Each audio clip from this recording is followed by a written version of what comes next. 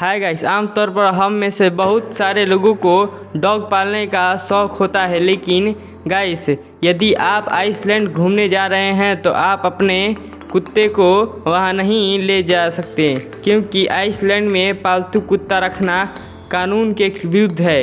Guys, इससे पहले तक आप यह फैक्ट जानते थे? यदि नहीं जानते थे तो ऐसे ही अमेजिंग फैक्ट के लिए हमारे यूट्यूब चैनल को लाइक, शेयर एंड सब्सक्राइब कर दीजिएगा। Thank you guys.